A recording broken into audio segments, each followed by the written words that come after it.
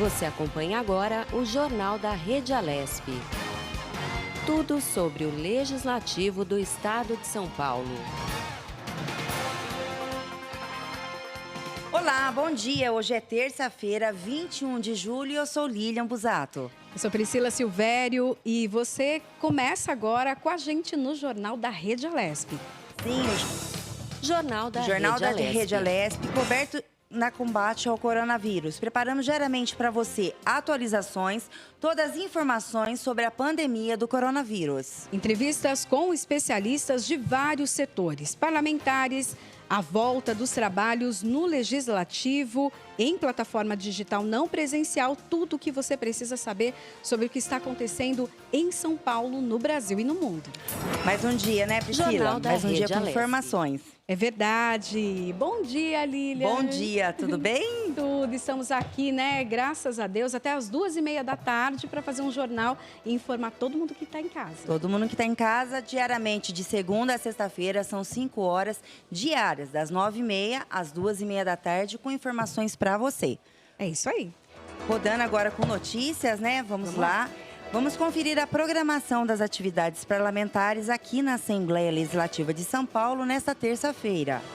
Agora acontece a reunião conjunta da Comissão de Administração Pública e Relações do Trabalho e Comissão de Fiscalização e Controle, com a finalidade de ouvir o excelentíssimo secretário de Governo, o senhor Rodrigo Garcia, para apresentar o andamento de sua gestão e o desenvolvimento de ações, programas e metas da pasta, conforme previsto no artigo 52A da Constituição do Estado de São Paulo. Priscila, e daqui a pouco também, às 10 horas, reunião da Comissão de Saúde, com a finalidade de apreciar a pauta com 18 itens. E às 10 da manhã, reunião da Comissão de Educação e Cultura, com a finalidade de apreciar pauta com 20 itens. E às 2h30 da tarde, nós temos sessão plenária em forma digital e não presencial. Hoje muitas atividades, então, aqui no Legislativo, né? Hoje a casa está bem cheia, né? Hoje está bem cheia, eu acho isso muito bacana. Você acompanha alguma comissão ontem, Priscila?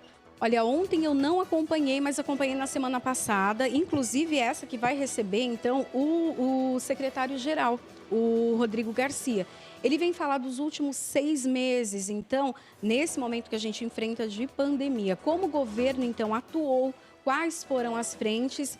E os deputados, eles estão ansiosos para ter, então, em mãos esse relatório, né? Tanto de gastos quanto de atividades. Que legal. Hoje a casa está bem puxada também, né?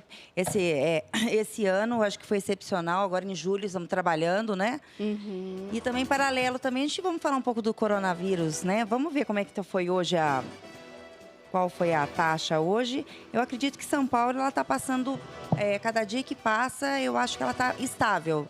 Sim, e o bacana, ontem na coletiva, teve uma novidade fantástica, né? Que em breve a vacina, então, chega aqui, né? Hoje começam os testes, já com os 9.000 profissionais da saúde, em primeiro lugar, esses profissionais da área da saúde que estão à frente, né? Nesse campo aí de batalha contra o coronavírus. E esses testes, eles vão dar o resultado para que em janeiro já esteja, então, disponível essa vacina para todo o Brasil. A gente também tem a vacina de Oxford, que também teve um avanço muito grande, mostrou que depois da imunização, a pessoa realmente fica ali protegida contra o coronavírus. Isso é uma ótima notícia. Sabe, esse ano a gente já não consegue conviver, né, e ter a cura, porque nós vamos ter que conviver com o coronavírus como a gente convive hoje com várias doenças que lá atrás eram letais, né? Exatamente. Eu acho que o ano que vem a nossa situação vai estar muito mais tranquila. Eu sou do interior, esse final de semana eu fui para lá, muito triste que, como São Paulo, a gente vê que já está uma situação estabilizada, né? Uhum. E no interior está tendo muita regressão. Tem cidades, inclusive perto da minha cidade, que foi decretado lockdown. Isso é muito triste e muito preocupante, porque o pessoal do interior, eles não têm a consciência que nós aqui em São Paulo tivemos, porque a gente começou aqui, né? Sim. E agora está chegando no interior de uma velocidade muito grande. Inclusive, o governador e também o secretário falaram ontem na coletiva em relação a isso, né? Por que agora, no interior do estado, teve esse boom? enquanto aqui na capital começa a se estabilizar. Ele explicou porque aqui chegou primeiro, né? Então aqui nós recebemos, aqui na capital paulista, teve então aquele boom, chegamos a muitos casos de contágio, de mortes, né, de óbitos, enquanto o interior estava protegido. Mas agora começa a se afastar para lá e aqui começa a estabilizar. As medidas precisam ser adotadas lá agora, né? Piracicaba, semana passada, caiu do laranja para o vermelho. E aí é uma grande preocupação. Lembrando que o secretário de Educação falou na semana passada, que na sexta-feira, que para voltar às aulas no dia 8 de setembro, todo o estado precisa estar em amarelo. Vai ter que estar em amarelo em 28 dias, né? São 28 dias que todo o estado, né, eles tenham regularizados. Eu acho difícil, Priscila, principalmente se a gente for pegar o interior, né? Como você falou, Ribeirão Preto, semana passada, também regrediu para a fase vermelha. Campinas, Sorocaba. Então, o interior, agora que está começando a ter a consciência que o que é o coronavírus, né? E a necessidade do isolamento social e respeitar as normas que o governo estabelece para a nossa própria segurança. É verdade. Bom, a gente podia falar um pouquinho, então, ali da região de Salesópolis? Vamos lá.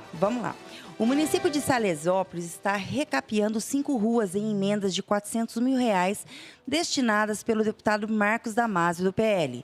O recurso foi solicitado pela vereadora Débora Borges e repassado ao prefeito Vanderlon Gomes.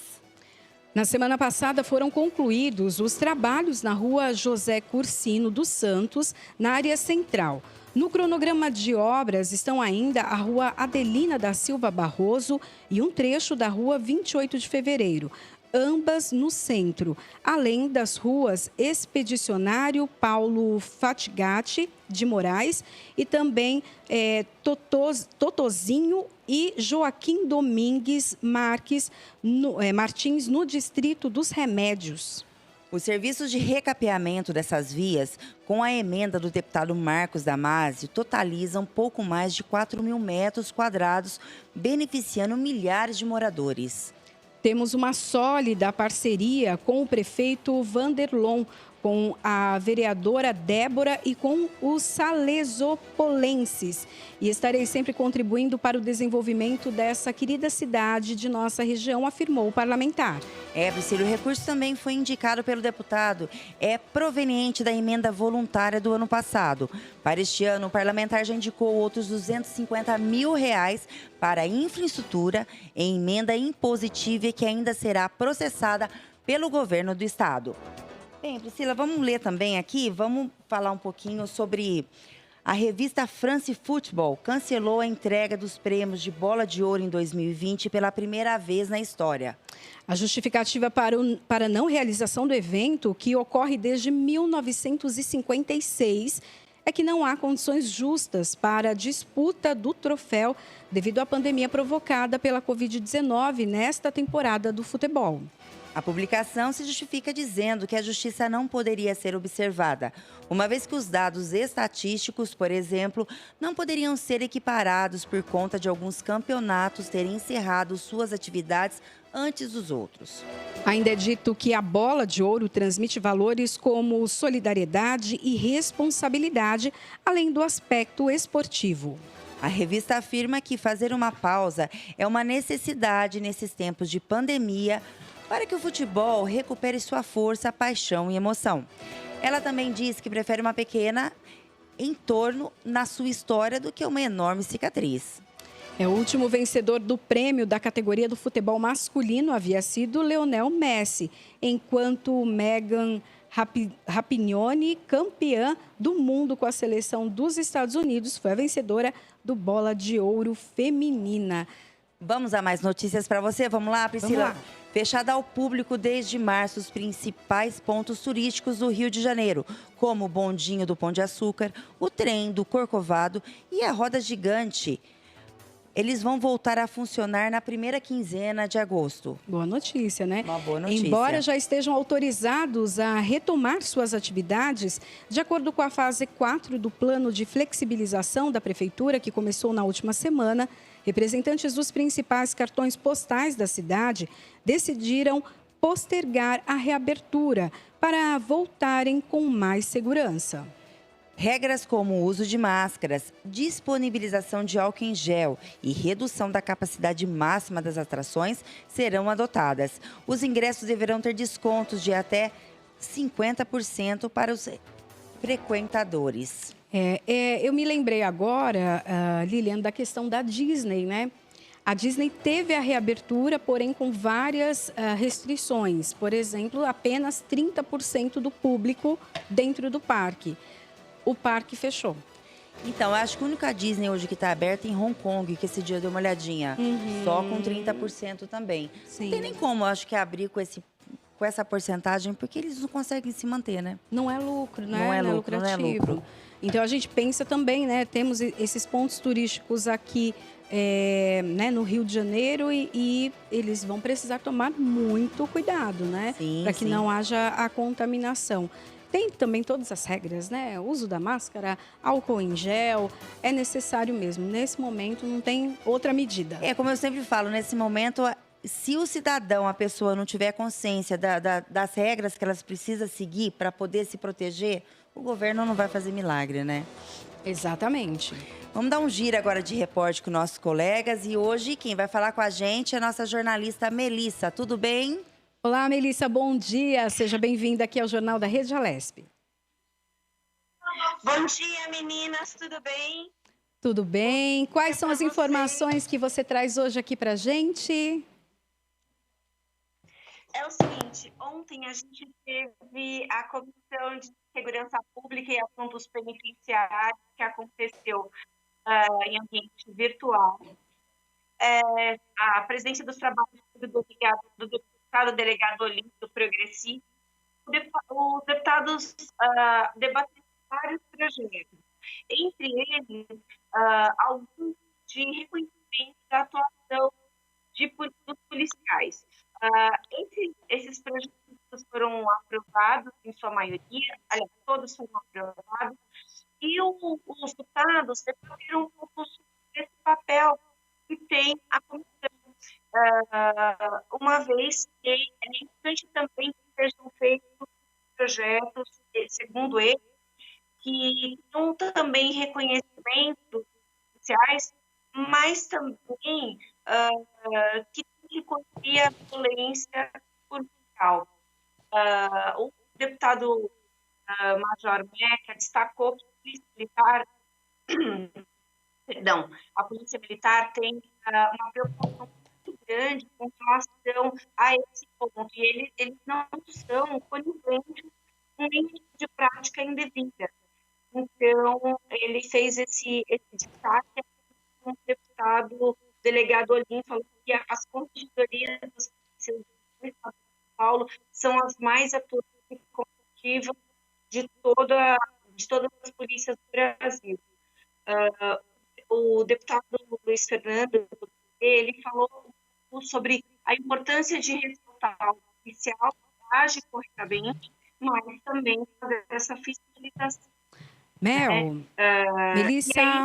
Oi, Melissa, você escuta a gente? Olha, vamos fazer o seguinte, a conexão ela tá cortando um pouquinho, não dá para entender direito o que você fala da comissão. E é muito importante que a gente saiba, informe também quem está em casa do que acontece aqui no parlamento. Então, a gente vai fazer uma reconexão. Sim. Vamos pegar ali uma conexão melhor da internet, que é um grande desafio também, né, Lilian? Sim, a gente está trabalhando em casa,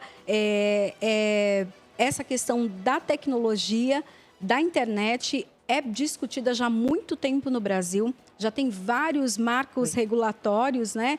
E é necessário, então, que até os deputados discutam isso, essa questão da qualidade ali da conexão e da internet. Sim, Priscila, enquanto isso, você vai acompanhar a partir de agora a transmissão da reunião conjunta da Comissão de Administração Pública e Relações do Trabalho e Comissão de Fiscalização e Controle, com a finalidade de ouvir o excelentíssimo secretário do Governo, o senhor Rodrigo Garcia, para apresentar o andamento de sua gestão e o desenvolvimento de ações, programas e meta da pasta, conforme previsto no artigo 52A da Constituição do Estado de São Paulo.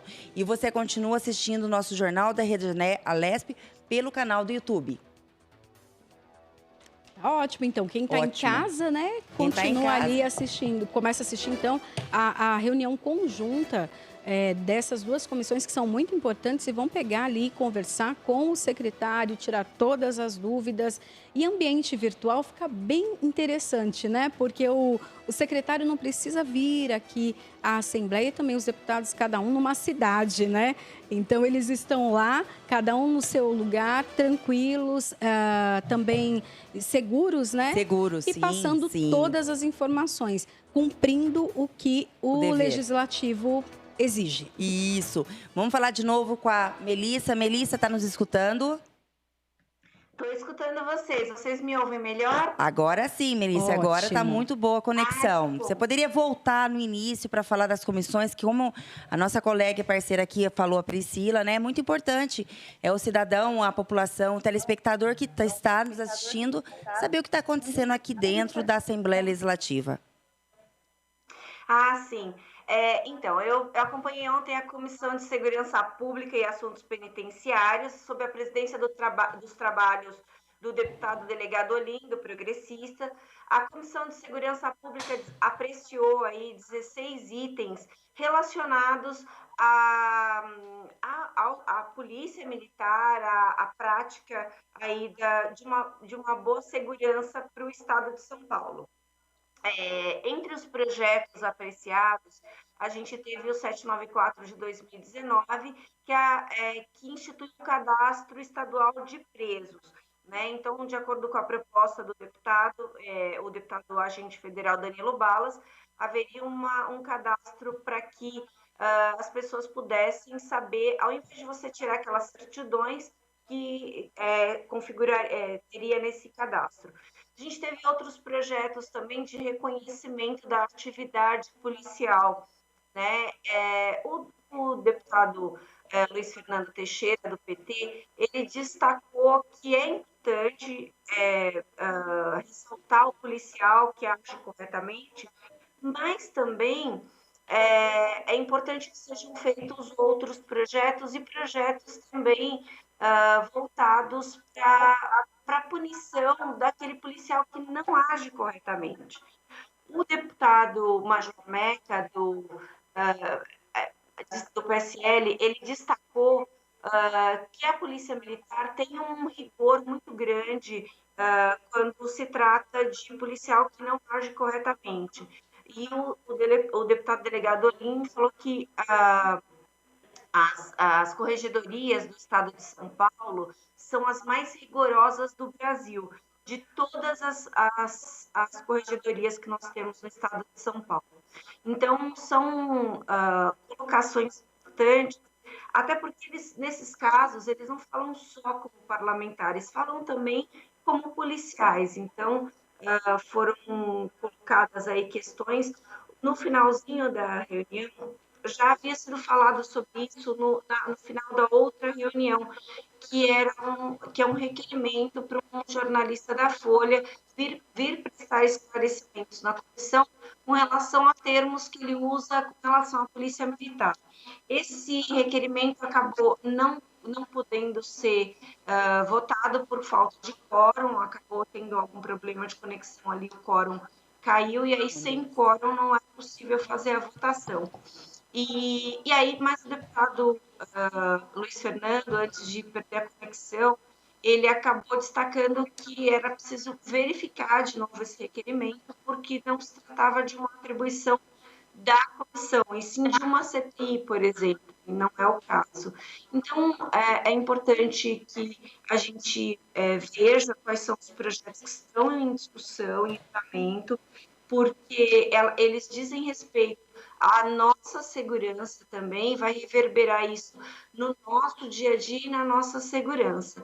Então, foi isso, meninas. Eu volto mais tarde para contar para vocês sobre a presença do secretário Rodrigo Garcia na casa. Muito obrigada, Mel. Bom dia. Até mais, né? Já já você está de volta aí para falar sobre o nosso secretário e as últimas notas e notícias e planejamento de ação que ele vai aplicar, né? Obrigada, viu, Melissa? Exatamente.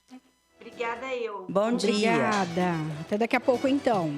Sim, sim. Vamos falar mais um pouquinho de notícias, né? Vamos lá. Nessa terça-feira, Priscila, começa a ser paga a quarta parcela de R$ 600 do auxílio emergencial para os beneficiários da Bolsa Família, como também com o número de identificação social terminando em 2. Quem está na Bolsa Família e preenche os requisitos para receber o auxílio emergencial não acumula os 2 pagamentos, ou ele recebe apenas o de maior valor.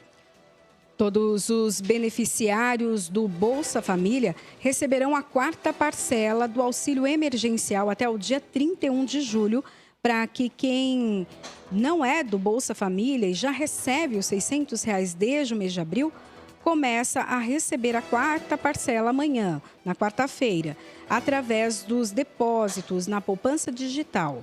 O governo informou que a quinta parcela deve começar a ser paga no dia 28 de agosto. Vamos agora um pouco, né, Priscila, falar um pouquinho sobre o que tá, os andamentos aqui da casa, notícias do Legislativo Paulista, né? Sim. Comissão de Segurança Pública da Assembleia Legislativa de São Paulo aprova o cadastro estadual de presos. A proposta tem o princípio de garantir que registros e informações sobre mandados de prisão publicados pela Justiça Estadual se tornem públicos para consulta de qualquer cidadão. O cadastro vai permitir a integração de dados sobre pessoas procuradas pela Justiça ou presas em outros estados. Segundo números da Secretaria de Administração Penitenciária, São Paulo tem 176 unidades prisionais e cerca de 230 mil detentos. Em sessão A alta letalidade que vem se dando na Polícia Militar de São Paulo. E, assim, esses casos não têm sido solucionados. A gente tem, de fato, dito, olha, a corregedoria, olha... Mas é fato, senhor presidente, nobres pares. Atos como esse mancham a corporação, né? E o Estado de São Paulo tem que ser rápido, tem que ser ágil, tem que coibir. São corporações necessárias, extremamente importantes, mas algo está errado na segurança pública em São Paulo. Já o deputado Major Meca, do PSL, defende que as intervenções da polícia geram benefícios para a sociedade. Para ele, faltam políticas públicas que melhorem as condições da categoria. A Polícia Militar é uma instituição que adota providências extremamente rigorosas com todos os desvios de comportamento que ocorrem na corporação. E a corporação sempre dá a pronta resposta. Infelizmente, no nosso estado, nós temos um governador totalmente ausente em termos de política de segurança pública que favoreça condições adequadas para que os nossos policiais tenham condições físicas, psicológicas de prestar um bom trabalho. A Prefeitura de Monte Alegre do Sul receberá R$ 100 mil do governo estadual para garantir o pagamento dos serviços realizados em atenção à saúde pública. Esse recurso financeiro, resultado de uma emenda voluntária do deputado Edmir Chedid, do Democratas, ao orçamento, foi liberado a partir de um convênio firmado entre a Secretaria de Saúde e a Administração Municipal. Edmir Chedid explicou que a liberação do recurso financeiro está fundamentada em um projeto elaborado pela Prefeitura, que pode demonstrar a importância do investimento para a manutenção e consequente ampliação das atividades desenvolvidas em benefício da comunidade. Abre aspas. A intenção é garantir melhorias ao atendimento dos que utilizam o SUS. Fecha aspas, declarou. O parlamentar explicou ainda que a liberação do recurso poderá contribuir para as iniciativas implementadas pela administração municipal para o atendimento de serviços específicos, como destinados às crianças e mulheres. Abre aspas, o valor repassado será um complemento aos investimentos já garantidos pela Prefeitura de Monte Alegre do Sul, complementou. No início deste ano, o Edmir Chedid já havia repassado ao município R$ 150 mil para o custeio da saúde pública. O recurso financeiro, no entanto, foi liberado a partir de uma emenda impositiva do parlamentar ao orçamento estadual. Abre aspas.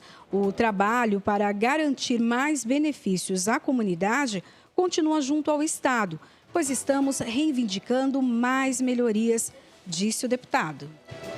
Priscila, hoje nós estamos com um probleminha de conexão, né? Então, vamos a mais notícias aqui? Vamos lá. Vamos lá. Um ato solene encabeçado pela deputada professora Bebel, do PT, denominada Cultura e a Lei, Aldir Blanc, no estado de São Paulo, dá início a um comitê estadual de acompanhamento e fiscalização, formado por deputados e representantes de entidades culturais civis espalhadas por todo o estado. A relatora da Lei 14.017, de 29 de junho, a deputada federal Jandira Feglali, do PCdoB, participou desta primeira reunião do grupo e explicou detalhes da Lei Aldir Blanc. Não sei se todo mundo conhece a lei, mas ela é bastante abrangente, não só atendendo pessoas físicas, no sentido do auxílio de subsistência individual, mas também ela estabelece fomento aos espaços culturais, e quando a gente fala espaços culturais, são organizações, inclusive, que não necessariamente têm formalização jurídica com o CNPJ, mas pessoas que organizam gestões que podem trabalhar, inclusive, no espaço da via pública, da rua, né? Espaços itinerantes, espaços comunitários, associações, cooperativas, organizações, né? E micro e pequenas empresas também. Então, tem CNPJ, tem CPF nesse financiamento. Também as linhas de fomento, né? Editais chamadas prêmios e aquisição de bens e serviços culturais, mas também tem uma linha de financiamento bancário e também a prorrogação de prazos de captação de Lei Rouanet e prestação de contas, podendo antecipar esses recursos para esse momento de pandemia. A lei vale até dezembro, ou seja, esse dinheiro tem que ser gasto até dezembro, tem retroatividade a 1º de junho, é importante que se diga isso. Foi sancionada 29, a medida provisória do crédito já saiu, 3 bilhões de reais. Associaram na sanção a MP 986, que nós acabamos de votar sem nenhuma alteração. Não é MP que prejudica em nada a lei, ela apenas dá prazo ao cumprimento dos estados para 120 dias e diz que o governo federal só gastará os 3 bi e abre caminho para que os estados e municípios também reforcem com seus recursos próprios, se tiverem. E agora nós acabamos a 4ª reunião de regulamentação da lei, né, onde nós apenas trabalhamos o cronograma de adesão e repasse e trabalhamos também divisão de competências e também teve uma polêmica sobre a questão CPF-CNPJ que foi resolvida, porque ficou claro que cumprir a lei é cumprir CPF-CNPJ para a gestão cultural, na medida em que nós não podemos excluir ninguém, muito menos 80% das atividades culturais que têm CPF. A artista e deputada Alice Brandão, do PCdoB, também esteve presente no ato solene e fez questão de comentar a importância da lei Aldir Blanc para os artistas e alertar para que se fiscalize o destino do dinheiro e se garanta que ele chegue realmente aos artistas. O recurso, ele tem toda uma divisão. Eu até perguntei outro dia qual era o critério que seria usado para se dividir, né? Isso aí, eu sei que uma parte vai para o Estado, a outra parte para os municípios. Atenção, senhores prefeitos e secretários de Cultura, prestem muita atenção, sabe? Coloquem uma lupa para ver como é que vai ser isso aí, porque senão acontece como sempre aconteceu nesse país, não chega onde tem que chegar, as pessoas que não têm tanta facilidade de poder ter CNPJ e de poder entender dessa questão da tecnologia, essas pessoas vão ficar fora. E é isso que a gente não pode permitir que aconteça. Maria Carolina de Oliveira, em nome do movimento Circo Diverso, expressou o sentimento de frustração de muitos artistas anônimos que levam arte e alegria à sociedade, mas que, por outro lado, parecem invisíveis em suas necessidades de cidadania perante a mesma sociedade. Eu acho sempre bonito a gente lembrar, né, que de uma forma ou de outra a cultura vai resistir, afinal a cultura sobreviveu aos momentos mais terríveis da humanidade, guerras, fascismos, etc. Mas agora eu acho que a gente precisa mais do que nunca garantir que os trabalhadores da cultura, ou seja, as pessoas que estão por trás da cultura, sejam tratados como trabalhadores e cidadãos que são. A cultura é fundamental em qualquer sociedade, é o que sobra depois das catástrofes, é a nossa forma de construir memória, laço social, identidade, mas é também o nosso fazer, nosso trabalho, nosso ofício, nosso ganha-pão. Então, garantir os direitos aos realizadores da cultura, na verdade, seria o mínimo. A deputada professora Bebel encerrou o ato solene enfatizando a importância da Lei Aldir Blanc para os artistas, reverenciando todos os envolvidos na criação da lei, inclusive a autora.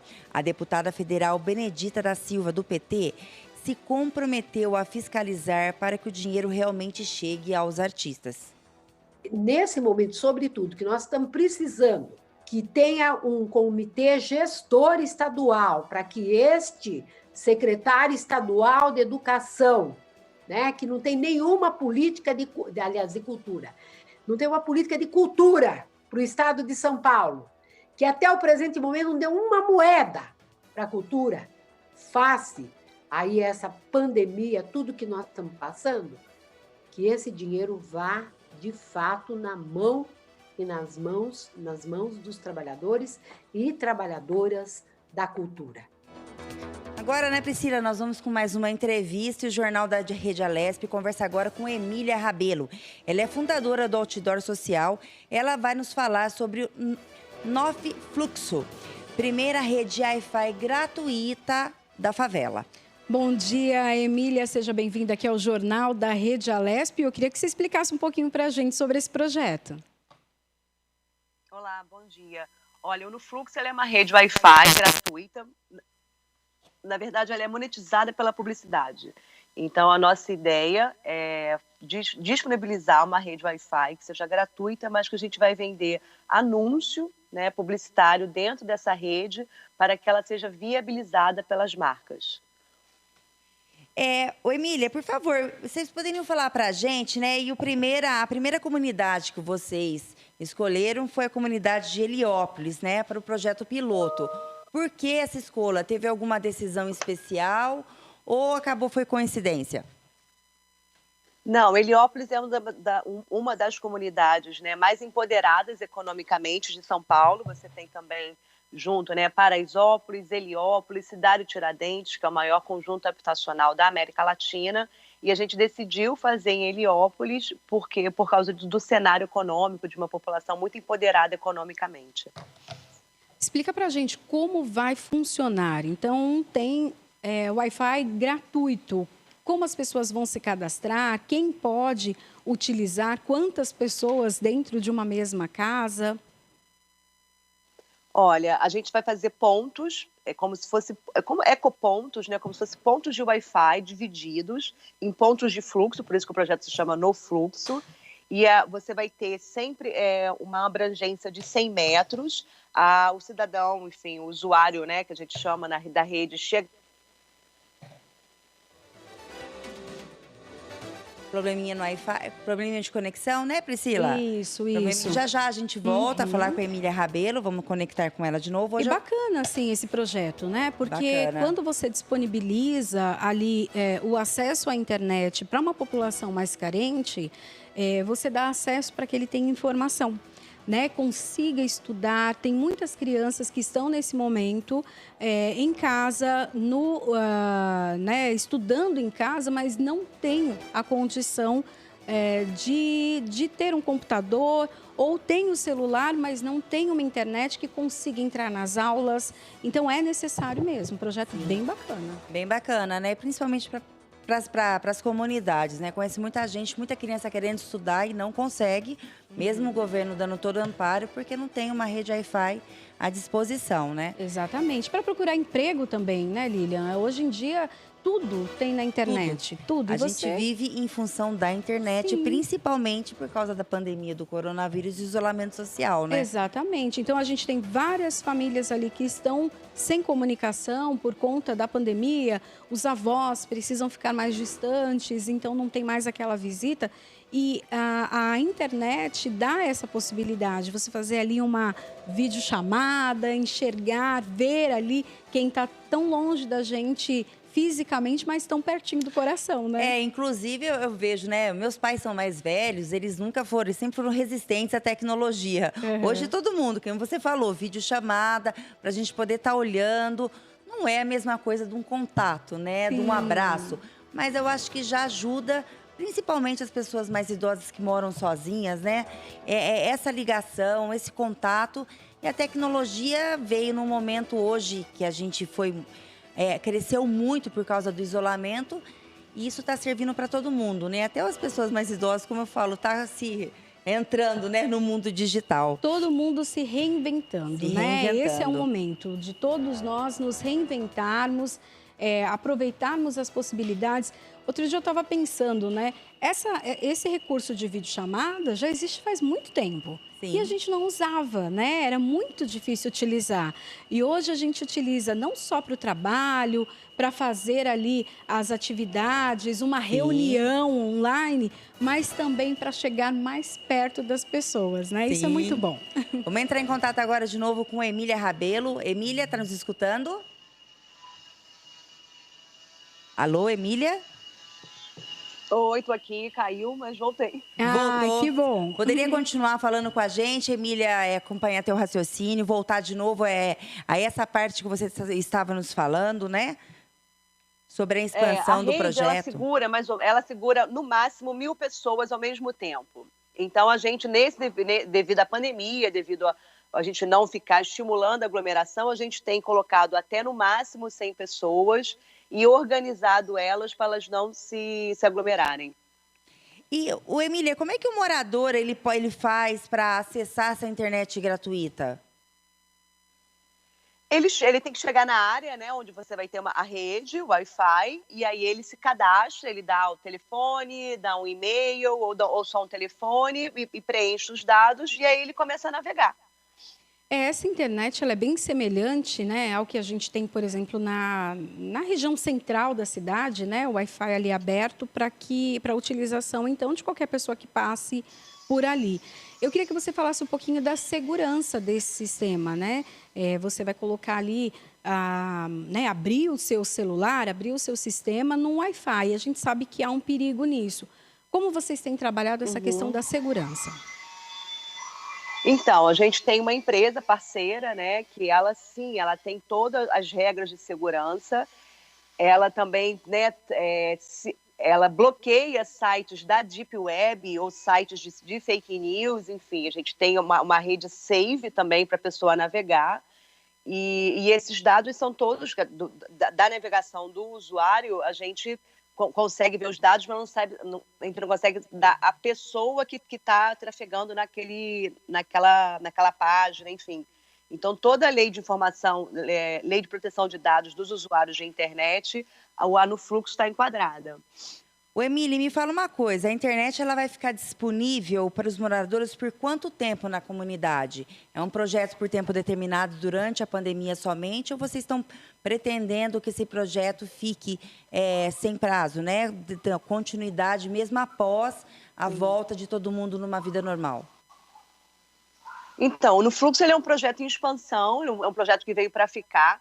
A ideia da gente é colocar, são 14 comunidades já mapeadas, né, as 14 maiores do país, não é nenhum projeto que vai ficar apenas em São Paulo, a gente começou o piloto por São Paulo, e a ideia é que a gente tenha sempre marcas, né, que patrocinem essa rede e que ela fique perpétua em toda, enfim, para até quando a gente tiver patrocinador para ela. Eu acredito, né, eu que trabalho com comunidade há 10 anos, eu vejo que existe uma carência muito grande, os pacotes de dados muitas vezes nem funcionam dentro da comunidade, você tem área de sombreamento, e isso, eu acho que a pandemia mesmo mostrou, né, até vocês estavam falando da questão da telechamada, e de como a vida online, ela foi essencial para que a gente continuasse, né, uma atividade econômica, que a gente continuasse o contato com os nossos familiares. Então, essa demanda do Wi-Fi, até dos próprios negócios, por exemplo, se digitalizarem, ela é uma tendência para 10, 20, 30 anos. Então, o Wi-Fi gratuito dentro da comunidade de qualidade, eu tenho certeza absoluta que esse é um conceito e uma ideia que veio para ficar. Semana passada eu até conversei aqui no Jornal da Rede Alesp com um representante da Unicef que falou que 1/3, né, das crianças não tem ali acesso à internet. E nesse momento em que as aulas acontecem de forma online, é um grande desafio. Também há a possibilidade das crianças utilizarem esse Wi-Fi para as aulas mesmo, as aulas que são disponibilizadas e que até o momento elas não tinham acesso. E você que trabalha já na comunidade há muito tempo, percebe isso, essa falta, então, de acesso das crianças? Sim, o homeschooling, né, realmente é uma realidade, né, das classes mais abastadas. Isso não é uma realidade da periferia, até porque a conexão ela é lenta, né, a conexão ela é ruim. Eu conheço, por exemplo, alguns youtubers, né, alguns influencers que moram no Itaim Paulista, que demoram 4 horas para subir um vídeo. Então, essa demanda de qualidade de banda, né, ela é uma realidade cruel no país, né, inclusive que demonstra essa desigualdade social de quando você está no Itaim Paulista ou no Itaim, né, no Itaim Bibi. Então, eu acredito que essa demanda, tanto para escolas, né, para crianças, para adolescentes, né, para jovens que queiram estudar para o Enem, por exemplo, isso é uma demanda que as marcas vão querer se comunicar com esse público, fazendo, por exemplo, uma biblioteca virtual, onde as crianças ou a criança e adolescente podem ir lá estudar. Então, você proporcionar, né, conexão de qualidade para a periferia, ela é uma demanda latente muito grande. Emília, você no comecinho da entrevista falou, né, que vocês fazem parcerias com empresas para ajudarem a manter, né, o projeto. Teria algum acesso, alguém que queira ajudar vocês a financiar esse projeto? Com quem ele procura, onde ele acessa? Você poderia estar falando aqui para o telespectador também? Sim, por favor. Assim, a gente está buscando apoio a patrocinadores. Pode, enfim, entrar em contato comigo. Meu e-mail é emilia@outdoorsocial.com.br. E como é que está sendo esses patrocinadores? Vocês estão encontrando bastante parceiro ou estão tendo dificuldade? Em seguida, também, o governo, vocês já foram atrás para poder dando ajuda, porque esse projeto é um projeto muito bacana e, principalmente, está visando o que? Ajudar, né? Quando a gente fala em ajudar em rede Wi-Fi, como a Priscila mesmo falou, a gente pensa muito nas crianças. Porque hoje o governo deu acesso, mas em muitos lugares, principalmente nas comunidades, não chega a internet. Então, elas estão com dificuldade de ter a coisa mais importante que hoje tem, que é a educação. Como é que está sendo essa parceria? O governo está tentando, vocês já entraram em contato ou ainda eles não se prontificaram? A gente ainda não entrou em contato com o governo, está dentro do nosso business plan, mas o objetivo mesmo é a gente manter com as marcas, porque os governos eles mudam de 4 em 4 anos, você tem sempre uma sazonalidade, né? Até a pergunta que eu faria agora para a Emília seria sobre essa questão da qualidade da internet. A gente viu que travou novamente. É um desafio que nós todos vivemos no Brasil, não é de agora, né? Esse problema de conexão de banda é bem complicado. Para quem não entende um pouquinho, eu sei muito pouco, né, de algumas entrevistas que eu fiz, mas é como se fosse um cabeamento para várias linhas. E aquela conexão que você paga, ela é dividida para várias pessoas. A Emília está de volta aqui com a gente. Emília, exatamente o que eu ia falar dessa qualidade da internet, né? É um grande desafio aqui no Brasil. Eu queria que você falasse um pouco disso e de o que você acompanha, tanto da questão da legislação. A gente sabe que a internet, o que a gente paga não é o que a gente recebe em casa, ela é dividida. E nesse momento que tanta gente está usando ao mesmo tempo, fica mais lento mesmo, os dados são, né, a distribuição de dados é bem menor para cada usuário. Sim, exatamente. A ideia é você ter um link sempre exclusivo, né? Aqui, por exemplo, está caindo toda hora a nossa conexão. Mas se você tem um link exclusivo, você vai ter uma qualidade melhor de navegação. O que acontece nas nossas casas é que muitas vezes aquele link ele é dividido pelo prédio inteiro. Você tem várias pessoas penduradas naquela rede. Então, por exemplo, às 7 horas da noite, geralmente, a internet fica super lenta, porque começam várias lives ao mesmo tempo. Não sei se você já reparou isso, mas 7h30, 7h30, a internet fica lenta porque tem muita gente usando banda larga com dados, com vídeo, entrando ao vivo, como a gente está falando agora. Então, agora, se você tem um link... Primeiro, se você tem fibra ótica, né, a questão da fibra ótica ela é uma realidade, ela precisa ter. E depois, quando você consegue um link exclusivo para fazer a rede, aí você tem uma navegação de maior qualidade. Para quem está nos assistindo agora, nós estamos falando, né, com a Emília Rabelo, que ela é fundadora do Outdoor Social. E ela nos fala sobre o NoFluxo, que é a primeira rede Wi-Fi gratuita aqui da favela. Emília, como é que você vê um cenário futuro sobre a tecnologia? Você acha que em pouco tempo, né, não num futuro muito grande, as favelas elas vão ter a mesma qualidade que a gente que está aqui no centro de São Paulo ou nos maiores centros para poder ter esse acesso? Eu espero que sim, eu espero que os governos, né, nesse caso, realmente coloquem infraestrutura, porque o que acontece para você ter internet de qualidade? Você tem que ter fibra ótica. Então, agora, se você tem fibra ótica, você tem que fazer um cabeamento subterrâneo. Então, essa parte de infraestrutura, ela realmente tem que chegar nas regiões periféricas, e aí eu não estou falando nem das favelas, eu estou falando, né, de Cidade Tiradentes, estou falando de Itaim Paulista, estou falando de Perus, né, estou falando das pontas da cidade. E aí sim, aí tanto um provedor como a Vivo ou uma rede como no Fluxo vai poder dar a internet, proporcionar, compartilhar aquele link, aquele cabeamento para vários cidadãos, para vários usuários. Bem, Emília, eu agradeço aqui sua entrevista, até ter uma próxima oportunidade. Obrigada aí por ter participado do jornal e tenha um bom dia, Emília.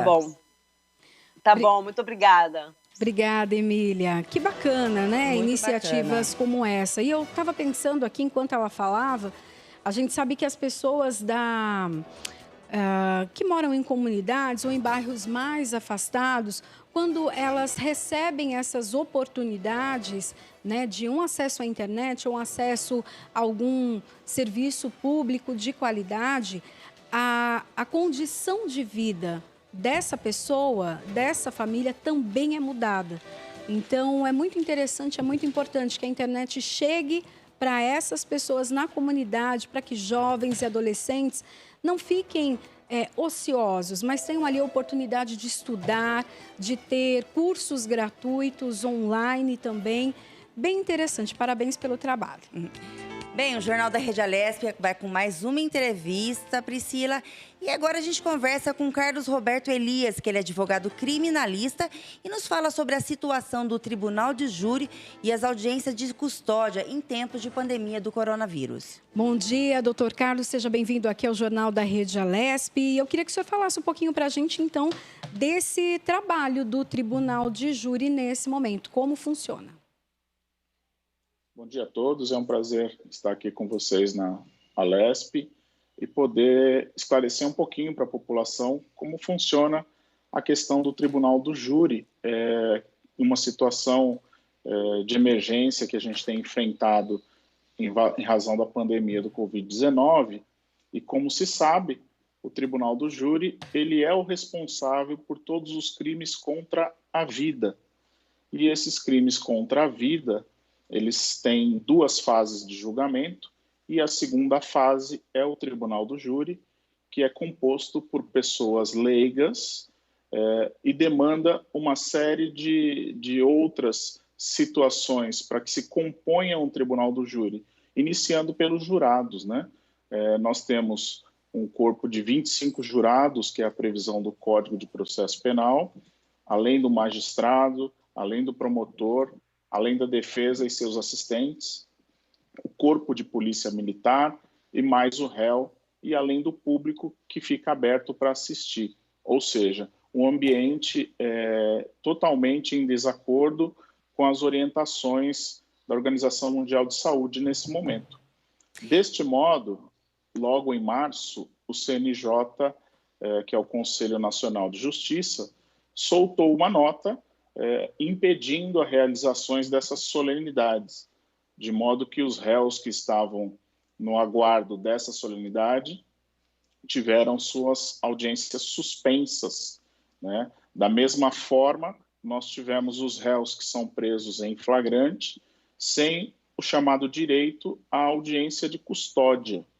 Contudo, o tempo vai se alargando, as pessoas estão encarceradas e aguardando o julgamento, e o próprio CNJ agora instituiu um ato normativo para que a gente tenha a continuidade da prestação jurisdicional, porém, com a preservação da saúde dos magistrados, dos agentes públicos, dos advogados e dos jurisdicionados, seguindo vários protocolos. Por quê? Porque nós temos na Constituição Federal vários direitos de ambos os lados. Vamos pensar do lado do réu que está aguardando o julgamento. Ele tem direito a um julgamento célere, né? E aí, versus isso, nós temos direito à preservação da saúde. Então, o ambiente virtual, o Tribunal do Júri, que será implantado por orientação do CNJ, ele vai seguir um protocolo de que os jurados, o juiz, os advogados estarão no ambiente online, onde serão sorteados 7 jurados para compor o conselho de sentença, serão sorteados mais 2 suplentes para substituir os titulares sorteados no caso de impossibilidade, tudo isso com 10 dias de antecedência. O réu estará também em seu presídio, se estiver preso, aguardando essa sessão virtual, todos de situação em que não permite você ter aquele ambiente ideal para o julgamento. A OAB, através de seu Conselho Federal, se manifestou completamente contrário a essa situação e nós estamos nesta situação de impasse. A não realização do Tribunal do Júri por conta da pandemia versus os direitos efetivos das pessoas que estão aguardando o julgamento. Então, é importante trazer essa dificuldade para a população, para que a população entenda que, além dos enfrentamentos normais que nós estamos tendo no dia a dia, os enfrentamentos no Tribunal do Júri e para os presos, eles são mais afrontados nos direitos individuais. O doutor Carlos, inclusive, né, o Código de Processo Penal fala sobre a incomunicabilidade dos jurados, né? Que eu acho que fica uma coisa bem impossível fazer de uma maneira virtual. E também a imparcialidade, a impessoalidade. Eu acho bem improvável que não tem como conseguir que seja um julgamento justo de uma maneira virtual. Isso é uma das coisas que a tecnologia ainda não conseguiu, né, resolver. E como é que fica? Minha pergunta para o senhor seria, como fica a situação dos acusados que já ultrapassaram um tempo limite de estarem presos? Está tendo alvará de soltura, eles estão esperando o julgamento em casa, ou eles continuam presos esperando a volta da normalidade para poder estar à frente a um julgamento do Tribunal de Júri? Isso nós temos duas situações, né? Nós temos as situações das pessoas que têm um advogado preparado e ativo para que se possa preservar o direito à liberdade do seu cliente, e nós temos aquelas pessoas que estão sendo assistidas pela Defensoria Pública, que em que pese nós temos todos os profissionais muito preparados na Defensoria Pública, a demanda é muito grande, de modo que eles não conseguem preservar o direito individual do seu próprio assistido. Então, nós temos muito pouco alvará de soltura por questão de lapso temporal, não está ocorrendo. O que está ocorrendo é algumas solturas decorrentes de situações específicas por condições de saúde, por conta da pandemia, através de um outro ato normativo do próprio CNJ, que, verificando o ambiente insalubre, se a pessoa está no grupo de risco, é utilizado um habeas corpus para que essa pessoa possa aguardar o julgamento em liberdade. O Conselho Nacional de Justiça, né, emitiu uma nota agora no último dia 6, né, autorizando que a partir de agosto, do dia 3 de agosto, volta, né, o Tribunal de Júri numa maneira presencial. Na visão do senhor, e como o senhor é especialista, quanto tempo vai demorar para poder voltar à normalidade? Porque agora, além dos que estão parados, ficaram parados, teria ainda outros que estão andando. O senhor acha que até o fim do ano consiga, assim, manter já a agenda, vamos dizer, atualizada, né? E esses acusados esperando já tenham sido julgados? Eu creio que nós teremos umas primeiras experiências no mês de setembro.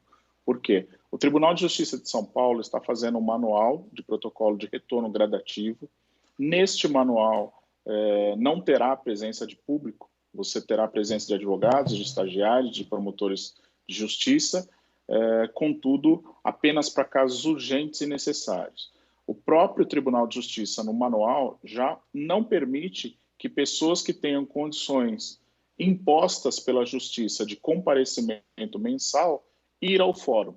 Então, eu creio que as sessões primeiras serão realizadas no mês de setembro, e a partir das primeiras sessões, com os protocolos, todos que seriam os protocolos virtuais, realizados de modo presencial e se adaptando, trazendo primeiro as agendas que foram canceladas. Eu acho que é essa sequência que vai ocorrer.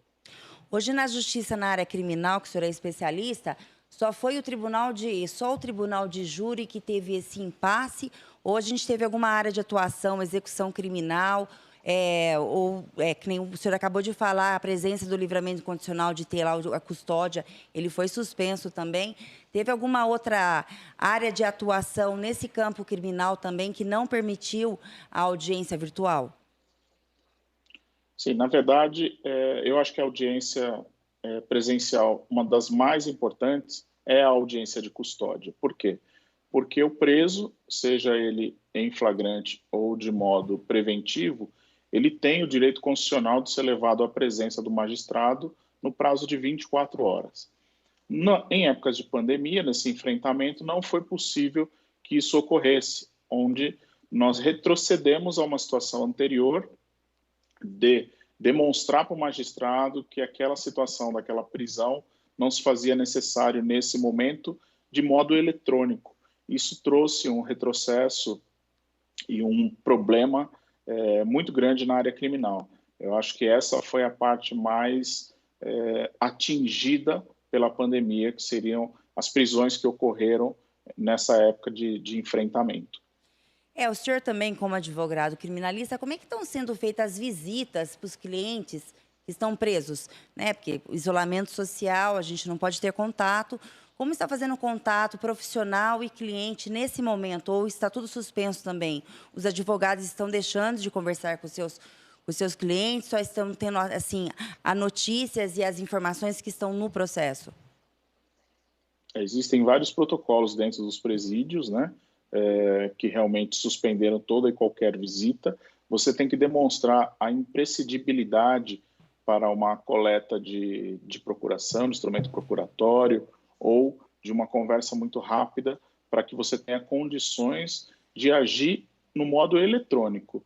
Realmente estão suspensas todas as visitas, né? Os presos já estão há mais de 120 dias sem contato com nenhum familiar, o que isso vem também trazendo uma situação que o mundo não comenta, né? Por exemplo, essa mudança de tempo, vários presos, a gente tem notícias de situações de enfrentamento de doenças respiratórias, o que pode favorecer para um alastramento de contaminação, né? Não se há muita notícia de contaminação nos presídios, né?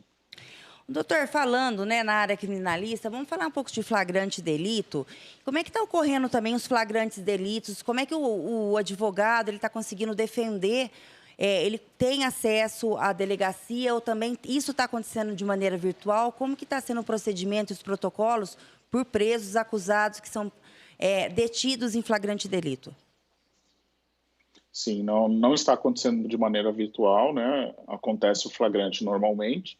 Em São Paulo, nós temos hoje uma central de flagrante, onde é levado todos os flagrantes, e naquele momento o advogado comunicado ele comparece normalmente na delegacia, tem acesso ao documento que lavrou o flagrante e, posteriormente, ele tem o ambiente virtual, onde é inserido tudo isso no prazo de 24 horas para que ele adote as medidas de postulação da liberdade de seu cliente.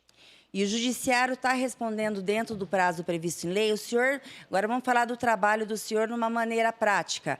Hoje o sistema virtual, que a gente tem feito muitas entrevistas aqui, dizem que está andando muito mais rápido os despachos, as conclusões, do que a maneira presencial. O senhor, como profissional na área criminalista, os despachos, decisões, o senhor está conseguindo de uma maneira mais rápida ou a morosidade da justiça deu um ênfase por conta dessa pandemia e dessa nova realidade? Não, ao contrário, é exatamente isso. Me parece que esse novo mundo, inclusive nesse novo mundo judiciário, a celeridade está imperando. Então, você hoje faz um pleito, rapidamente isso vai para a vista do Ministério Público, e normalmente 2 ou 3 dias o Ministério Público já devolveu de modo virtual também no processo, e o juiz está julgando de maneira muito rápida. Da mesma forma, os habeas corpus. Nós temos impetrados os habeas corpus eletrônicos, o Tribunal de Justiça também, no ambiente virtual, está respondendo muito rápido. Me parece que esse enfrentamento, ele agilizou a situação do judiciário nesse momento. Que bom, né? Isso é muito bom, né? O judiciário está mostrando assim que ele tem capacidade e conseguiu responder rápido, né? Devido a essa pandemia mundial. E falando agora sobre o profissional criminalista, como é que está o cenário de vocês hoje de sobrevivência, de cliente? Durante essa pandemia aumentou a criminalidade, teve mais procuras. Como é que está esse cenário hoje? Ou mudou o perfil do acusado e dos delitos em si? Na verdade, nesse período de pandemia, houve uma diminuição nessa questão do flagrante, né, nessa questão de prisão, porém, houve um acréscimo de trabalho no sentido de quem está aguardando o julgamento, de quem está efetivamente numa execução criminal, para uma tentativa de liberdade. O foco virou somente a tentativa de liberdade para se aguardar o andamento do processo ou o cumprimento da pena em regime diferenciado do que o fechado, né? Seria numa substituição de pena ou efetivamente numa medida cautelar diversa da prisão, o que também auxilia de você diminuir as multidões nos presídios. Bem, doutor Carlos, eu agradeço aqui sua entrevista, obrigada aí por ter aceito o convite e tenha um bom dia. Obrigado a todos, é um prazer sempre estar esclarecendo as situações cotidianas do judiciário. Obrigada, doutor Carlos, pela sua participação aqui no Jornal da Rede Alesp. Bom, informações muito importantes, né? Porque, para quem não conhece essa área, essa entrevista foi bem esclarecedora. O procedimento do Tribunal do Júri hoje, ele ficou suspenso desde o começo e muitas pessoas que tinham... Porque nós temos acusados, temos culpados e temos os inocentes, né, Priscila? Uhum. Vamos se dizer 4 meses para uma pessoa que está esperando o julgamento dentro de uma penitenciária ou de uma cadeia, é uma situação muito desgastante, né? Uhum. E realmente foi suspenso e eu acredito que a Justiça fez de uma maneira coerente. É difícil você ter um tribunal de júri hoje de uma maneira virtual, porque os jurados eles têm que sentir, né? Eles têm que olhar para a cara do acusado, sentir a situação como promotor e a justiça, né? É um ambiente que eu acho que isso não vai mudar, mesmo que a tecnologia ela venha para ficar. Inclusive, como ele falou, que melhorou muito a situação da justiça, a morosidade deu uma acelerada, mas eu acho que essa área de atuação na área criminal, esse momento, o Tribunal de Justiça, Crimes contra a Vida, eu acho que ainda vai perdurar por um bom tempo, de uma maneira presencial. Até o que você falou, eu fiquei imaginando, né? Você disse que o júri ele não pode se comunicar. Não, ele tem que ficar incomunicável durante o julgamento. Como que uma maneira virtual ele vai prestar o compromisso de estar a incomunicabilidade dentro de uma casa? Sim, que a gente tem filho, marido, acesso a informações. O júri, a partir do momento que ele entra no julgamento, ele fica incomunicável, inclusive também com o jurado do lado. A opinião dele é una e tem que partir dele, né? Sem comunicação externa. E como que você vê, Lilian, essa questão até do... tem vários fóruns vários julgamentos que já acontecem de forma virtual. Você acha que isso é um avanço? Não, é um grande avanço. Tem muitas audiências de uma maneira assim, de uma maneira geral, que eu acho, como ele mesmo falou, a celeridade dos processos, hoje, depois da pandemia e do isolamento social, o home office, foi muito prática, é muito prático. Mas existem casos e casos. Quando a gente lida com pessoas, você querendo ou não, o julgador que está ali, quando você condena alguém ou absolve, a função do juiz ou do Ministério Público de fiscalizar a lei é uma responsabilidade muito grande, que você está mexendo com uma vida, você está mexendo com uma família, você está mexendo com uma instituição. Então, tem situações que eu acho que mesmo que veio a tecnologia para ficar, a maneira presencial ainda vai permanecer justamente pela impessoalidade e imparcialidade dos julgadores, né?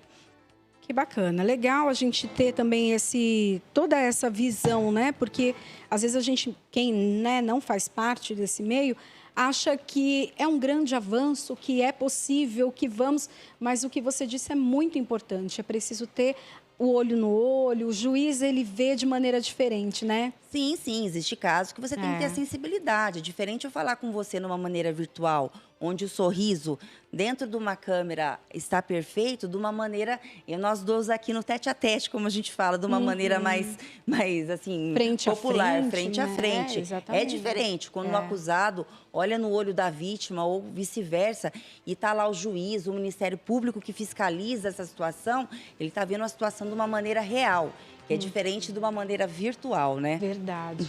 Poxa, muito bacana. Muito bacana. Vamos lá, então, continuar falando um pouquinho, então, das atividades da Lesp, Ministério Público. Vamos lá? Sim, vamos às nossas notícias do dia, né? Em videoconferência com o deputado Carlos Gianazzi e o vereador Celso Gianazzi, ambos do PSOL, o promotor de justiça Daniel Serra Azul, do Grupo de Atuação Especial de Educação, o GEDUC, divulgou o e-mail geduc@mpsp.mp.br para que sejam apresentadas denúncias sobre inadequações das escolas para a retomada das aulas em 8 de setembro.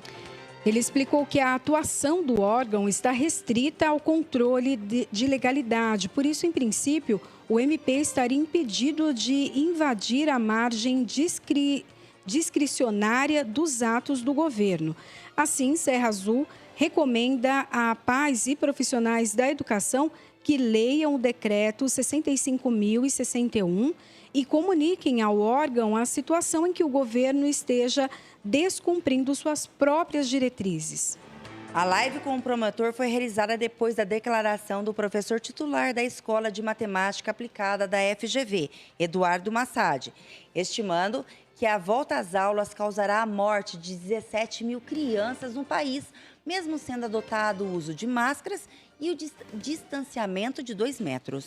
A professora Ana Corte, do Instituto Federal de São Paulo, destacou que as universidades públicas que ainda mantêm gestão democrática decidiram pela não abertura em 2020. Referência que, segundo o promotor Serra Azul, será levada em consideração na atuação da MP. Bem, o jornal aqui da Rede Alesp, né, Priscila? Vamos com mais uma entrevista. E a conversa agora é com Ariel Castro, advogado especialista em direitos humanos. Ele nos fala sobre os 30 anos do ECA, que é o Estatuto da Criança e do Adolescente. Olá, doutor Ariel, seja bem-vindo aqui ao Jornal da Rede Alesp. E eu queria que o senhor já comentasse com a gente sobre esses 30 anos, né? Os avanços e ainda o que precisa avançar nessa lei. Olá, é um prazer falar com vocês, com os telespectadores da TV Alesp, da Rede Alesp. Nós tivemos inúmeros avanços significativos no país, como a diminuição da mortalidade infantil. Nós tínhamos lá em 90, 50 mortes para cada 1.000 crianças que nasciam.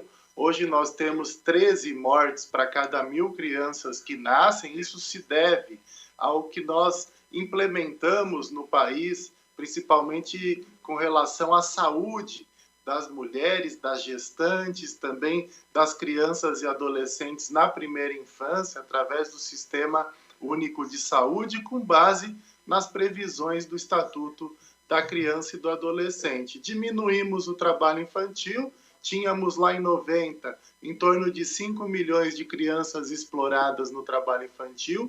Hoje ainda temos em torno de 2 milhões e 400 mil crianças e adolescentes exploradas pelo trabalho infantil, mas tivemos uma redução bastante significativa. E a ampliação do acesso às creches, às escolas, mas é claro que a qualidade ainda do ensino na educação pública deixa muito a desejar. Temos em torno aí de 48% das crianças e adolescentes do país vivendo em situação de miséria, de pobreza, e 32 assassinatos de crianças e adolescentes todos os dias. Então, os desafios são enormes pela frente.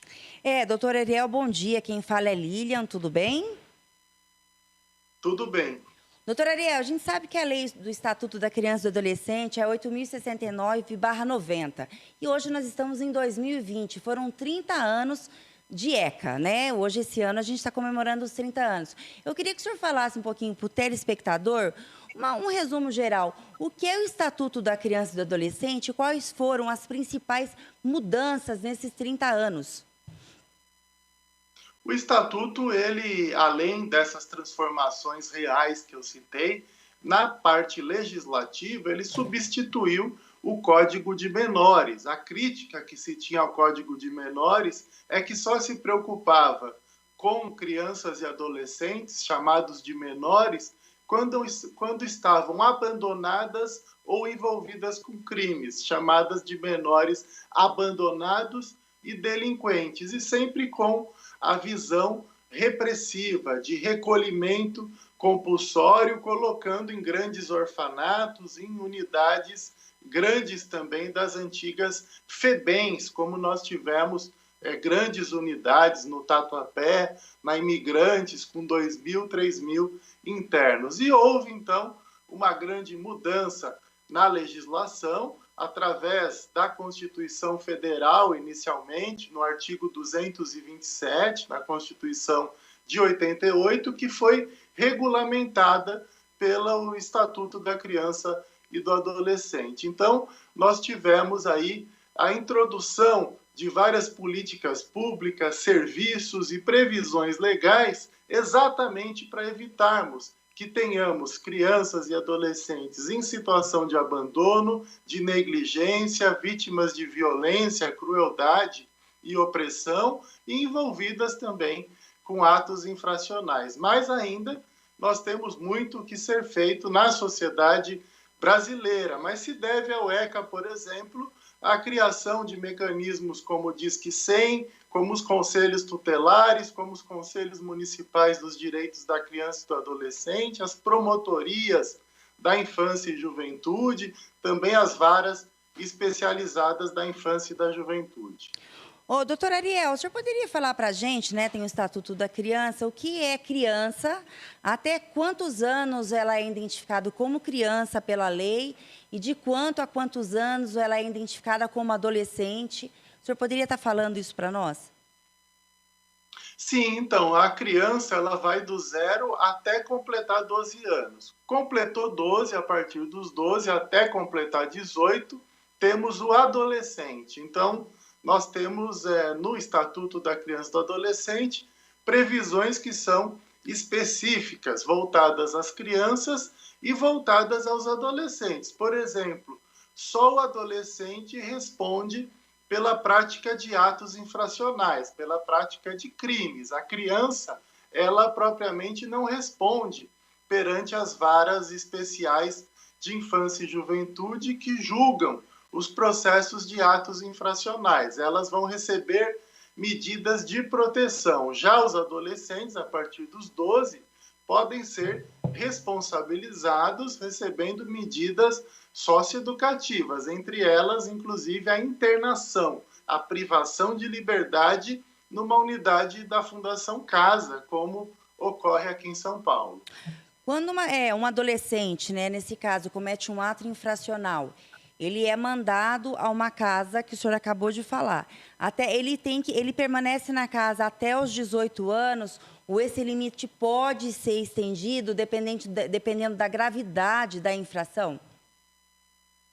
Sim, nós temos aí previsões de que ele possa cumprir essa medida socioeducativa até 21 anos de idade. Então, o que nós temos também previsto no Estatuto, existem propostas de reformulação com relação a isso no Congresso Nacional, é até 3 anos de medida socioeducativa, até 3 anos de responsabilização, aí, de internação.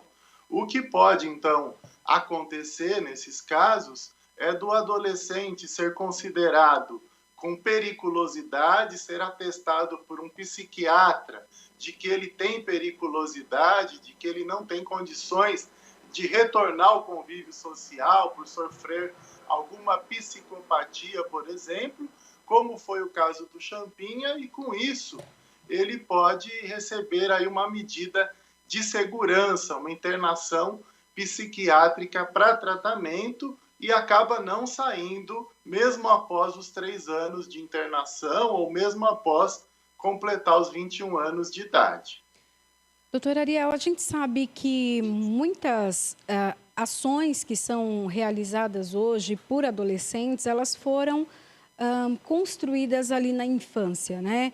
Por exemplo, nesse momento que a gente tem de pandemia, nesses primeiros 6 meses, segundo a Secretaria Pública de Segurança Pública, foram 2.141 casos de estupro de menores. Isso, né, foram casos denunciados. A gente sabe que dentro de casas acontecem tanto estupro, assédio, violência contra essas crianças e que depois a gente vê o resultado, né, numa sociedade doente também.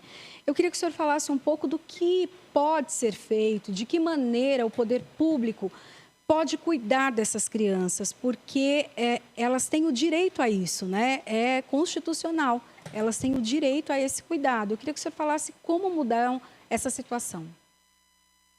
Sim, é exatamente o que você disse. A própria Constituição Federal trata da proteção integral, de que crianças, adolescentes devem estar a salvos de qualquer forma de violência, de crueldade e de opressão. O próprio Estatuto da Criança e do Adolescente também trata dessas questões e de punições a quem cometer qualquer tipo de violação aos direitos da criança e do adolescente. Inclusive, o Código Penal também prevê os crimes de maus tratos, lesões corporais, estupro de vulnerável e várias outras situações aí referentes a essas violações, violências contra crianças e adolescentes, inclusive situações até de tortura. O que é necessário é termos nas redes públicas programas que atendam as crianças e adolescentes vítimas de violência para trabalharem diante dos traumas, das sequelas, com assistência de psicólogos, de psiquiatras, se for necessário, também de assistentes sociais. E nós sabemos que é na primeira infância que a personalidade da criança se forma. Isso vai repercutir na sua vida toda. Se a criança é tratada com negligência, com violência, com agressões, com abusos, é muito provável que aquilo vai repercutir na vida dela. E ela pode se tornar também uma criança violenta, um adolescente agressor ou até envolvido com a criminalidade, com drogas e outras situações. Por isso que é fundamental a proteção da infância, da juventude, por meio, inclusive, da atuação de toda a sociedade. É isso que o Estatuto da Criança e do Adolescente prevê. É dever da família, do Estado, mas de toda a sociedade, proteger as crianças e adolescentes e denunciar qualquer situação de violação, de violência contra elas. Doutor Ariel, o senhor sabe, né? Nós estamos no meio de uma pandemia e faz quase 4 meses que estão em isolamento social. Como a Priscila acabou de falar, assim, né, que esse ano, até meados agora, nós tivemos 2.141 casos de violência sexual contra a criança. O senhor tem estatística se esse levantamento aumentou em referência ao mesmo período do ano passado? Ou o senhor acha que esse aumento, ou se não tem essa estatística, durante essa pandemia teve um aumento significativo pelos pais? Estão todos dentro do mesmo lugar? Nós tivemos aí, ainda teremos os números do segundo trimestre. No primeiro trimestre é que nós tivemos essas 2.141 situações de abusos, e já inclui o mês de março, quando iniciou-se aí o isolamento, o distanciamento social. Mas analisando também os números federais do Disque 100, nós não tivemos um aumento significativo não nas denúncias, pelo contrário, assim como com relação ao primeiro trimestre do ano passado, o número de estupros de vulneráveis, de abusos sexuais, então, contra crianças, não aumentou aqui no estado de São Paulo. O que ocorre nesse período de distanciamento é a possibilidade de subnotificação, porque geralmente as denúncias chegam, principalmente as de violência doméstica, por meio dos educadores, dos cuidadores, das creches, para os conselhos tutelares, para o Disque 100, para as delegacias de defesa da mulher que atendem esses casos. Então, agora nós temos crianças e adolescentes que estão, muitas vezes, reféns, estão lá isoladas com seus próprios agressores. Isso é extremamente preocupante, isso reforça a necessidade da atuação dos vizinhos, a atuação dos familiares, para estarem percebendo essas situações, para que tomem providências, procurem os conselhos tutelares, o Disque 100, os órgãos de proteção das crianças e adolescentes, serviços de saúde que também atendem vítimas de violência, centros de referência da assistência social, para podermos aí levar esses casos à frente e que não fiquem impunes, até porque a impunidade acaba estimulando novas situações, novas violações, novas violências. Hoje, nós, como estamos falando, né, doutora Ariel, o senhor é advogado especialista em direitos humanos e esse mês são 30 anos de existência do Estatuto da Criança e do Adolescente. O senhor acha que, nesse momento, precisaria de alguma mudança urgente nesse estatuto? Principalmente pelos momentos que a gente vive, né? São 30 anos. Lá atrás, criança é sempre criança. Mas hoje a gente vive num mundo totalmente diferente de 30 anos atrás. O senhor acha assim, mesmo protegendo os nossos direitos, protegendo liberdades, qual seria uma mudança hoje significativa no Estatuto da Criança e do Adolescente para ter essa proteção melhor? Nós já tivemos várias modificações nesses anos todos. Tivemos os crimes cibernéticos. Em 90 não existiam crimes pela internet, assédios contra crianças na internet, pornografia infantil na internet. Temos visto várias operações da Polícia Federal, da Polícia Civil, com base em novas leis que modificaram o Estatuto da Criança e do Adolescente, que atualizaram o Estatuto para combater os crimes cibernéticos. Tivemos mudanças na legislação também para o atendimento das crianças e adolescentes vítimas de violência, a introdução da chamada escuta protegida, do depoimento especial, para evitar a criança ou adolescente de ficarem expostos, sendo revitimizados e falando durante vários momentos, em várias audiências, em várias situações policiais, sobre os mesmos fatos que envolveram, muitas vezes, abusos sexuais, violências que sofreram. Então, já tivemos aí várias adaptações, modificações no próprio Estatuto da Criança e do Adolescente, inclusive com relação às medidas socioeducativas, com relação às normas de adoção, para agilização do próprio sistema relacionado às adoções, para que crianças fiquem menos tempo nos abrigos. Isso gerou mudanças também importantes. A própria descentralização, regionalização do atendimento da FEBEM, que virou Fundação Casa desde 2005 em São Paulo, criando pequenas unidades para até 60 adolescentes, divididos conforme a idade, gravidade do ato infracional, compleição física, fez cair a própria reincidência, que hoje fica em torno de 20%, bem menor que a reincidência no sistema prisional, que ultrapassa 60%. Então, nós já tivemos aí mudanças importantes no próprio Estatuto nesses últimos 30 anos, atualizações que o próprio Congresso Nacional realizou. Bem, eu agradeço a entrevista, né? Acabamos de falar no Jornal da Rede Alesp e conversou agora com Ariel de Castro, que ele é advogado, especialista em direitos dos humanos e acabou de nos falar dos 30 anos do ECA, que é do Estatuto da Criança e do Adolescente. Agradeço a entrevista, doutora Ariel. Obrigada por ter aceito o convite para participar do Jornal da Rede Alesp. Tenha um bom dia. Obrigada, doutor. Um bom dia para o senhor. Eu que agradeço. Um abraço a vocês todos. Tá, ok, muito obrigada.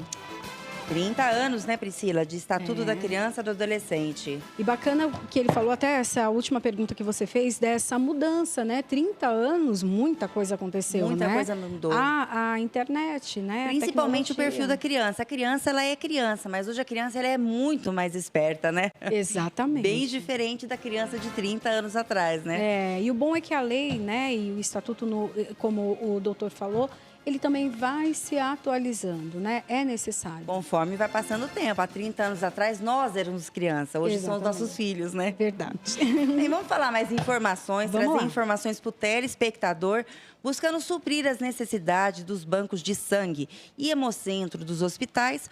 O deputado Ed Thomas, do PSB, encaminhou ao governo de São Paulo pedido para que seja implementada uma política pública de coleta complementar, itinerante e programada de sangue, que é o serviço de coleta móvel ou externo de sangue.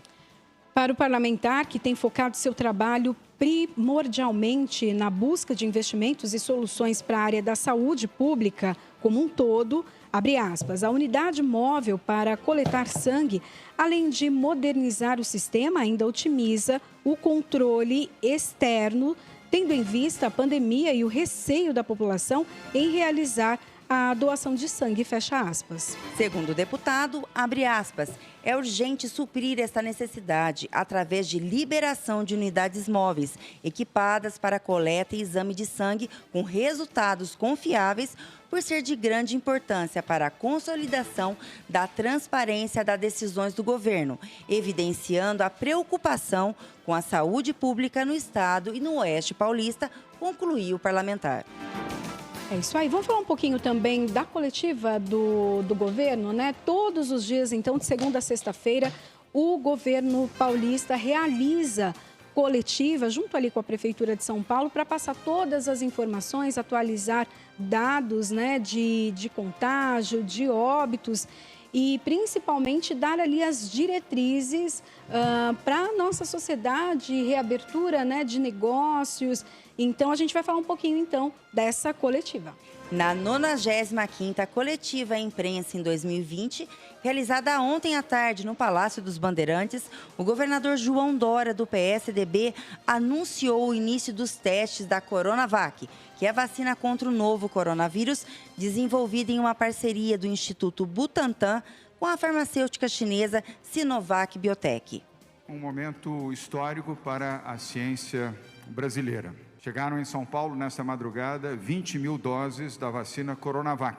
E agora as vacinas seguem para a sede do Instituto Butantan e, a partir de amanhã, começam a ser testadas. Os testes da Coronavac, uma das vacinas em fase mais avançada do planeta, começam no Hospital das Clínicas, em São Paulo, amanhã.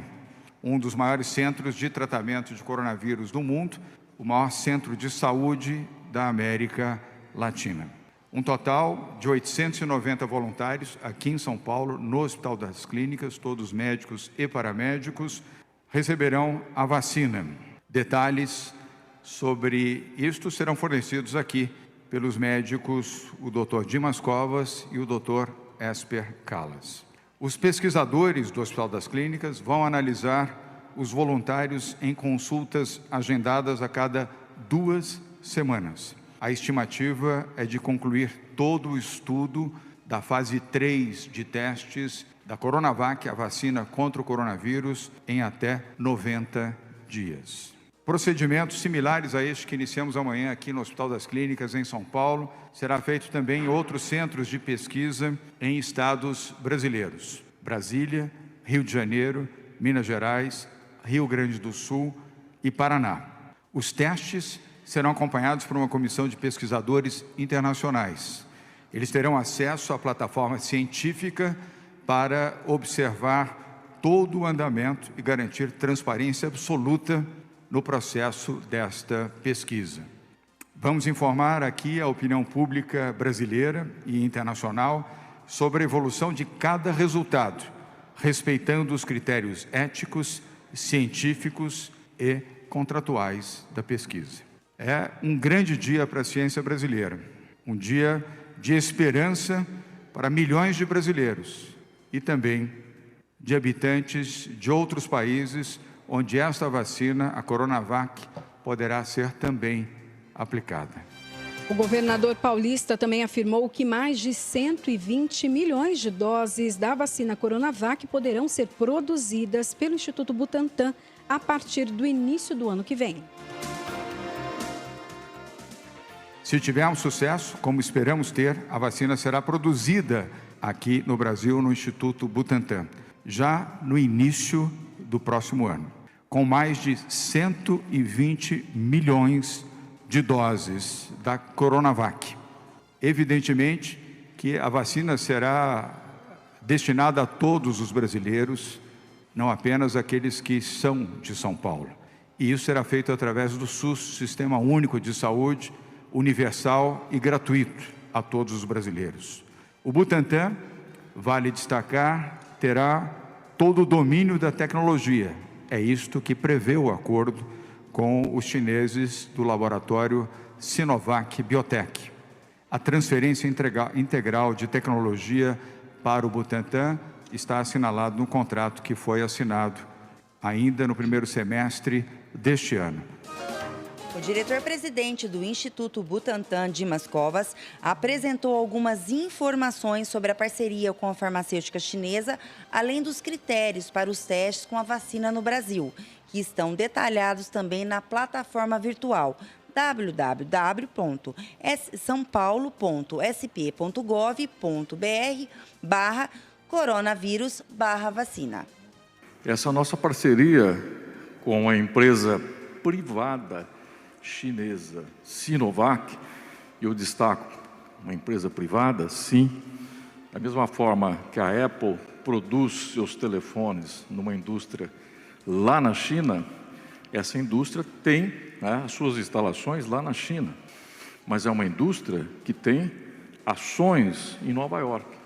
E, portanto, ela está respaldada, ela está sendo até vigiada por organismos internacionais.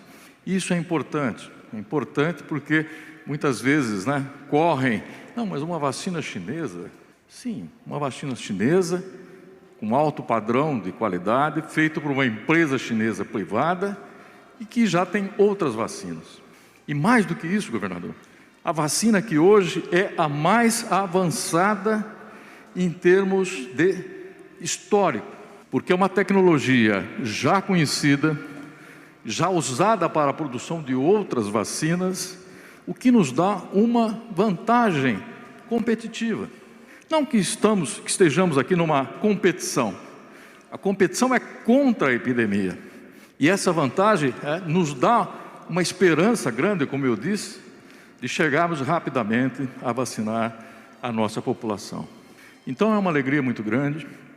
Vacinas, nesse contexto, são importantes na estratégia de combate à epidemia. Nós temos aí lutado nos 5 pilares: identificação de casos, isolamento, testes, sistema hospitalar e agora a prevenção, vacina.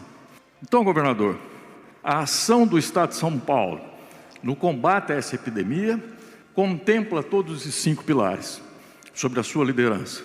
E isso nos coloca numa situação muito privilegiada em termos desse enfrentamento. Então eu agradeço, vou apresentar aqui o material que vamos usar, é um material que os voluntários receberão, um caderno de acompanhamento de sintomas, diário de sintomas, o Dr. Esper vai explicar como isso funciona, e todo o material de informação. O nosso site do governo que fez a pré-inscrição recebeu até sábado mais de 1 milhão de acessos, mais de 1 milhão de pessoas interessadas. Então isso mostra a importância desse projeto, a importância do Estado de São Paulo, a importância do Butantan e a importância dos centros de pesquisas que participam. Esper Calaz, médico infectologista do Hospital das Clínicas e integrante do Comitê Estadual de Contingência da Covid-19, falou sobre a terceira fase do estudo da vacina Coronavac no Brasil. O estudo fase 3 vai incluir aproximadamente 9 mil voluntários e ele foi concebido pela Unidade de Pesquisa Clínica do Instituto Butantan, a quem eu mando meu abraço também. É uma equipe extremamente dedicada, abnegada, chefiada agora pelo Dr. Ricardo Palácios, que trabalhou fins de semana, ao longo da noite, para preparar toda a documentação, todos os protocolos para a gente realizar esse estudo. Domingo, por exemplo, nosso centro se preparou para esse estudo, numa reunião que durou mais de 4 horas, para a gente deixar tudo pronto para amanhã.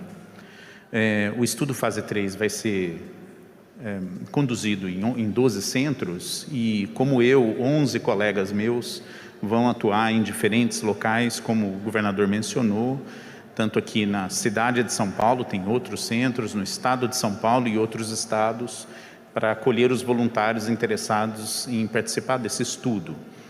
A gente vai acompanhá-los por um período de até 1 ano e quanto mais cedo a resposta que esse estudo puder nos dar se a vacina é eficaz, essas avaliações interinas que vão acontecendo vão se adiantar e dar essa resposta tão logo ela esteja disponível. Queria mais uma vez agradecer todo o apoio do Estado de São Paulo, da Secretaria de Saúde do Estado de São Paulo e a parceria fraterna, colaborativa, construtiva que o Hospital das Clínicas e Faculdade de Medicina da USP tem historicamente com o Instituto Butantan em encontrar soluções para melhorar a saúde das pessoas e aliviar o sofrimento provocado por doenças, inclusive doenças infecciosas. Os números do isolamento social em São Paulo, referentes ao último final de semana, foram divulgados pelo secretário estadual de Desenvolvimento Regional, Marco Vignoli. Divulgando os números de isolamento social no último domingo, o estado de São Paulo atinge o número de 50% de isolamento e a capital 52% índice de isolamento deste domingo. Portanto, a manutenção dos números de isolamento no estado e também na capital de São Paulo. Eu quero aqui falar rapidamente sobre a fotografia da semana, em que o interior do estado alcança o número de casos da capital. São 40% de casos no interior hoje e 40% de casos na capital hoje aqui no estado de São Paulo. 166 mil casos em cada uma dessas duas regiões. Essa evolução veio se dando ao longo do último período. Nós viemos alertando e trazendo essas informações e com os dados de hoje, ela se consolida chegando nos números da capital, revelando, portanto, a sequência da projeção dos casos no interior do estado de São Paulo. Além disso, em número de óbitos, o interior do estado também ultrapassa a grande São Paulo em números absolutos. Portanto, 5.612 no interior do estado versus 5.318 números na grande São Paulo. Esse crescimento se dá em diversas regiões do estado. Nós temos uma melhora significativa nas regiões de Sorocaba, Campinas, duas regiões que há algum tempo atrás nós viemos aqui, adicionamos novos leitos, trouxemos a necessidade de endurecimento nas restrições e esse endurecimento deu resultado. A região de Araçatuba, Baixada Santista, Barretos e Marília. No alerta, as regiões do Vale do Ribeira, Ribeirão Preto, Vale do Paraíba, Franca e Piracicaba. As outras regiões seguem com estabilidade dos seus números, portanto, seguimos avançando com o Plano São Paulo. Finalizando aqui, queria registrar a queda de 17% no número de casos na última semana, que representa também uma evolução dada no Plano São Paulo e nos indicadores aqui do estado de São Paulo durante esse último período. O governador João Dória ainda aproveitou para informar que nesta terça-feira, excepcionalmente, vão acontecer 2 coletivas de imprensa. Uma em breve, às 11 horas, no Hospital das Clínicas, onde estarão alguns voluntários recebendo a vacina, e outra ao 12h45 no Palácio dos Bandeirantes, com a equipe de saúde do governo, que fará um anúncio especial. E dado um informe especial, eu amanhã também estarei participando excepcionalmente. Muito obrigado a todos, se protejam, usem máscara, distanciamento social 1,5 m em relação a outras pessoas, usem álcool gel, lavem as suas mãos com constância. Agora nós vamos conferir os números do coronavírus em todo o Brasil. 80.264 mortes confirmadas até às 8 horas desta terça-feira, aponta um levantamento feito pelo consórcio de veículos de imprensa a partir de dados das secretarias estaduais de saúde. O balanço indicou que 718 mortes aconteceram nas últimas 24 horas. 2.121.645 casos foram confirmados. Agora o Jornal da Rede Alesp, Priscila, vamos conferir os destaques que marcou o primeiro bloco desse jornal. A Prefeitura de Monte Alegre de Sul receberá R$100 mil do governo estadual para garantir o pagamento dos serviços realizados em atenção à saúde pública. Esse recurso financeiro, resultado de uma emenda voluntária do deputado Edmir Chedi, do Democratas, ao orçamento, foi liberado a partir de um convênio firmado entre a Secretaria da Saúde e a administração municipal. Edmir Chedi explicou que a liberação do recurso financeiro está fundamentada em um projeto elaborado pela Prefeitura, que pode demonstrar a importância do investimento para a manutenção e consequente ampliação das atividades desenvolvidas em benefício da comunidade. Bem, o Jornal da Rede Alesp informa tudo o que está acontecendo aqui na luta e prevenção contra o contágio do coronavírus. Vai fazer um rápido intervalo. Daqui a pouquinho a gente volta com mais informações aqui no Jornal da Rede Alesp para você.